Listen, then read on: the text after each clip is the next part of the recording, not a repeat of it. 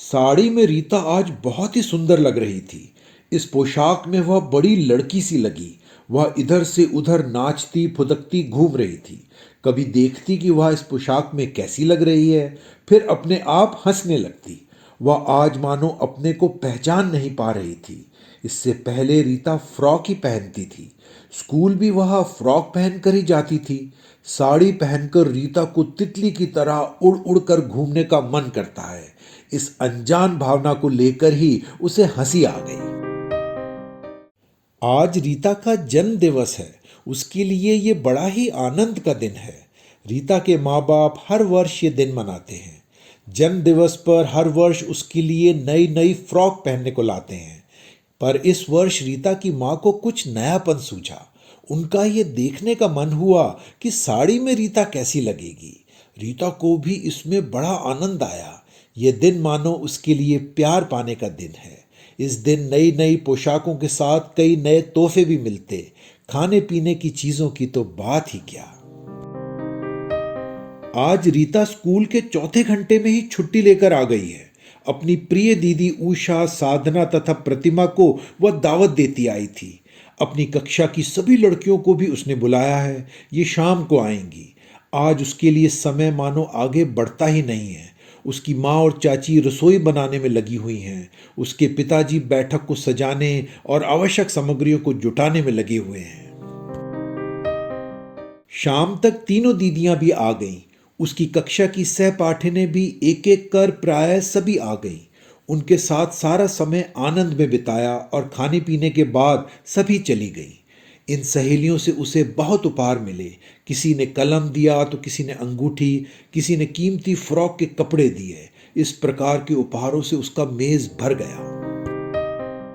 सांझ होने को आई। उसकी सभी सहेलियां चली गई थीं। अंत में उसकी कक्षा की सबसे शांत सुशील लड़की अरुणिमा आई। अरुणिमा और रीता एक ही कक्षा में पढ़ती हैं, पर उनमें ना बहुत दोस्ती और ना दुश्मनी ही है। अरुणिमा की पोशाक भी साधारण है। चप्पल बहुत कम पहनती है।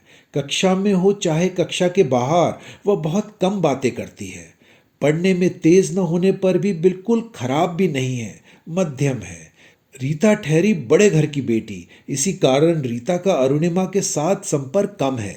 हाँ, पर बड़े घर की बेटी होने का रीता को कोई अभिमान नहीं है। अरुणिमा अकेली आई है। उसका घर रीता के घर से बहुत दूर नहीं है। अरुणिमा को आती देख रीता आगे बढ़ गई और उसे पकड़कर एकदम अपने कमरे के भीतर ले गई। रीता की माँ भी उसे जानती है। माँ ने प्यार से उसे जन्मदिन की मिठाइयाँ खिलाईं। उसने भी आनंद से खाया। विदाई के समय संकोच के साथ कागज में लिपटी एक किताब अरुणिमा ने उसे दी। उसने कहा, देखो मैं एक गरीब घर से हूँ। तुम्हारे जन्मदिन पर एक कीमती उपहार देना चाहिए था, लेकिन हमारे बारे में तो तुम जानती ही हो। मन होने पर भी मैं ना ला पाई। इसी कारण एक साधारण सी वस्तु तुम्हारे लिए लाई हूँ। सहेलियों के बीच इसी संकोच के कारण मैं नहीं आ पाई। उन लोगों ने तो कितने ही कीमती उपहार दिए हैं तुम्हें। मेरे लिए तो ये संभव नहीं। इसी कारण उनके साथ न आकर मैं अब आई हूँ। फिर यह पुस्तक लाई हूँ। आशा है तुम इसे प्यार से ग्रहण करोगी। इसे तुम मेरी प्यार की निशानी समझना। इतना कहती हुई रीता के हाथ में उसने वह किताब थमा दी। रीता ने कहा, धत अरुणिमा, तुम भी क्या कहती हो। उसने किताब के ऊपर के कवर का लपेटन खोल दिया।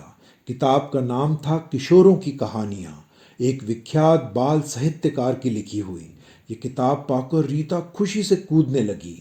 कीमती उपहार पाकर वह इतना खुश नहीं थी जितना इस किताब को पाकर हुई। रीता ने अरुणिमा को गले लगा लिया और कहा, अरुणिमा, मुझे कौन सा उपहार चाहिए तुम ही ने समझा। अरुणिमा, जानती हो, किसी ने भी मुझे किताब का उपहार नहीं दिया। इसी कारण मैं आज बहुत खुश नहीं थी। किताब पढ़ना मुझे कितना पसंद है, इसे मैं तुम्हें समझा नहीं सकती। तुम्हारी किताब पाने के बाद मुझे लगा कि असली उपहार मुझे अब मिला है। जानती हो अरुणिमा, लड़कियां प्राय केवल कपड़े और अलंकार पहनती हैं, किताब नहीं। ये लड़कियां अपने को सजाने में ही लगी रहती हैं। किताबों में छिपे ज्ञान से ये अनजान हैं। इसी कारण लड़कों की तुलना में हम लड़कियां आज भी पिछड़ी हुई हैं। खैर, तुमने आज मुझे एक अच्छा उपहार दिया, सबसे अच्छा। आज के उपहारों में तुम्हारा उपहार ही सबसे प्यारा है। इस कारण मैं तुम्हें बहुत बहुत धन्यवाद देती हूँ अरुणिमा। ये कहती हुई रीता ने अरुणिमा को गले लगा लिया और अरुणिमा की आंखें छलछला आईं।